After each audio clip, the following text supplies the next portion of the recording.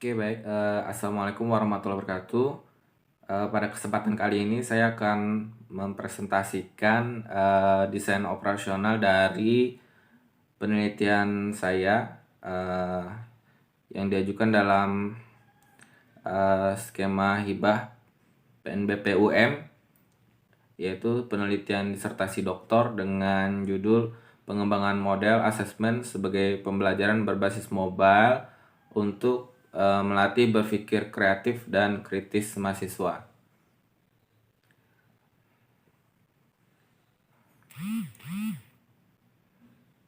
Promotor saya yaitu Prof. Dr. Punaji Setiosari.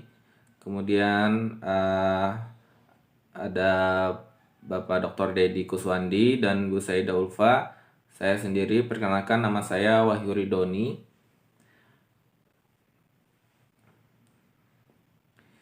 Jadi penelitian ini bermula dari bahwa penelitian yang menggabungkan asesmen berpikir kreatif dan kritis dalam satu paket masih sangat sedikit.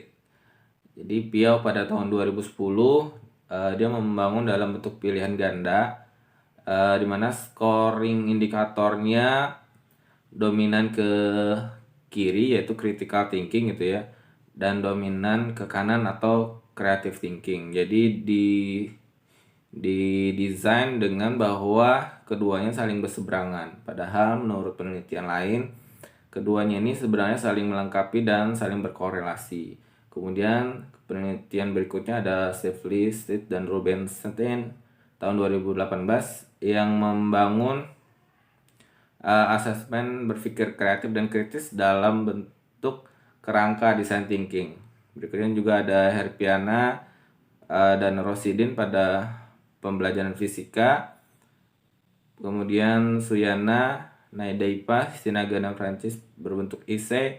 Kemudian juga Priyatni dan Martutik juga dalam bentuk esai yang biasanya juga umumnya disediakan rubrik gitu ya, entah rubrik dari yang sudah ada atau dikembangkan sendiri. Nah, yang menarik di sini adalah dari penelitian Priyatni dan Martutik, mereka mengangkat pendekatan asesmen sebagai pembelajaran. Nah, pendekatan ini menurut kami menarik karena dirasa salah satu strategi yang tepat untuk melatih berpikir kreatif dan kritis.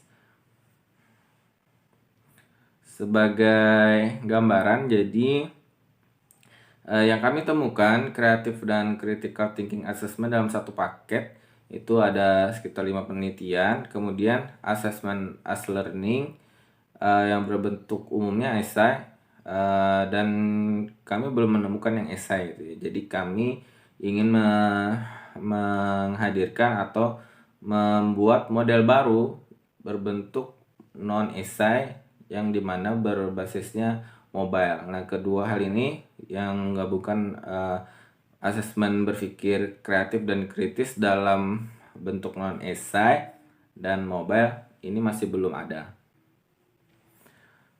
Berikutnya kami juga akan melaksanakan penelitian ini dengan 4 tahap.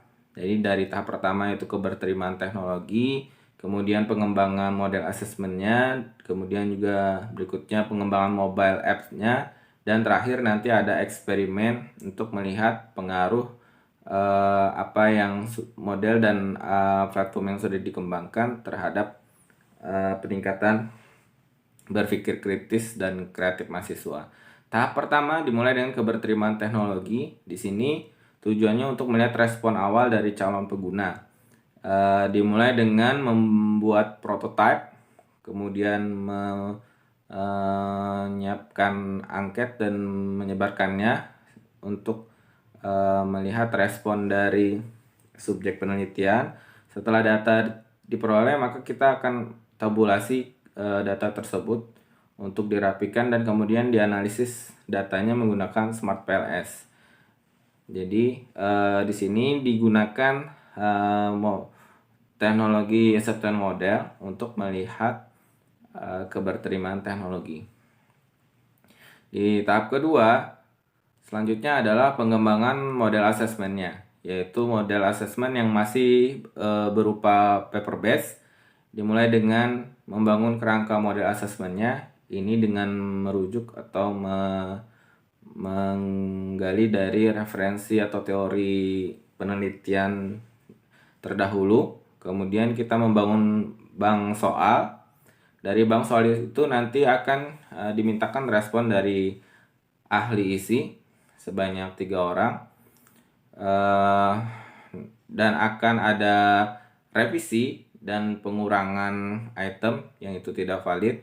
Berikutnya bank soal yang sudah siap uji akan diuji coba ke subjek, dengan nanti di sana kita juga bisa dapat item respon teori gitu ya. Dengan item respon teori kita bisa membuat soal mana yang bobot skornya akan lebih besar dibanding yang lain. Begitu pula dengan pengaturan waktu per item soalnya.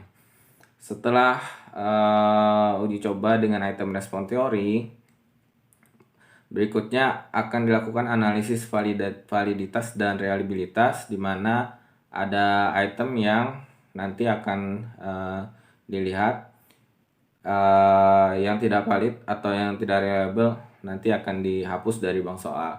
Nah, hasil akhir dari model assessment ini adalah kerangka model assessment yang menjadi satu paket nanti dengan bank item yang sudah teruji. Berikutnya di tahap 3, model assessment tadi akan dibangun dalam bentuk mobile. Jadi di dalam tahap ini pengembangan mobile diawali dengan analisis perbandingan fitur aplikasi sejenis, sehingga kita punya gambaran nanti sketsa dari aplikasi yang ingin kita bangun akan seperti apa. Dari hasil analisis perbandingan itu dan setelah dapat sketsa, kita akan bangun desain user interface-nya. Kemudian dari desain user interface akan dinilai dengan respon ahli desain user experience, di mana nanti di situ akan menilai yang mana yang perlu ada perbaikan.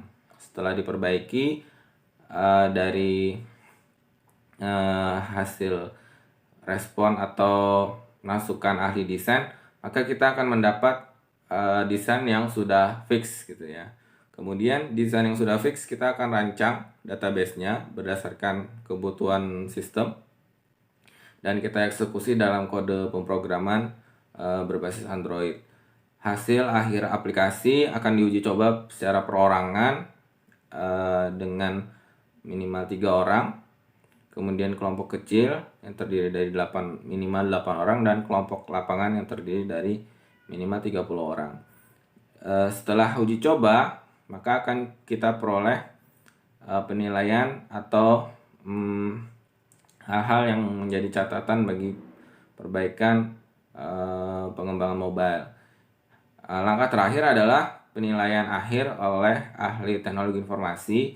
Ini untuk memvalidasi apakah aplikasi mobile yang sudah dibangun cukup layak untuk digunakan seperti itu ya. Jadi tahap ketiga adalah tahap pengembangan mobile aplikasi sampai dengan aplikasi itu siap digunakan secara luas.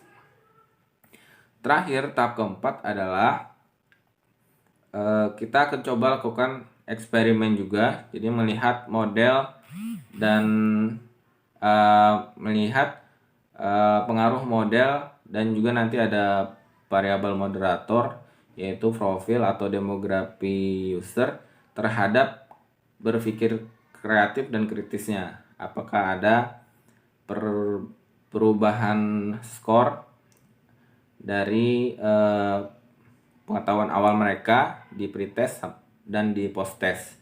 Di pretest adalah kita nilai atau kita ukur pengetahuan konseptualnya. Jadi masih di level konseptual, sedangkan di posttest nanti kita akan nilai dari kemampuan proseduralnya, sehingga naik satu level di dimensi knowledge. Di di sini nanti akan dibagi jadi 3 kelompok dengan profil serta pengetahuan konseptual yang setara. Jadi harapannya tidak ada kelompok yang terlalu rendah gitu ya pengetahuan konseptualnya, atau pengetahuan awalnya tidak ada juga yang terlalu tinggi. Jadi dengan harapan dibagi secara merata gitu. Kemudian dari 3 kelompok ini akan dilakukan treatment. Kelompok pertama adalah kelompok kontrol, jadi tidak diberi treatment apapun. Kemudian kelompok yang kedua, mereka akan menggunakan model assessment sebagai pembelajaran berbasis mobile ini 1 kali. Kemudian ada juga kelompok ketiga yang menggunakannya 3 kali. Dari sini kita nanti akan bisa lihat pengaruh menggunakan atau tidaknya, itu yang pertama. Kemudian bagaimana pengaruh intensitasnya gitu ya. Jadi dari selisih grup pertama dan grup kedua kita bisa lihat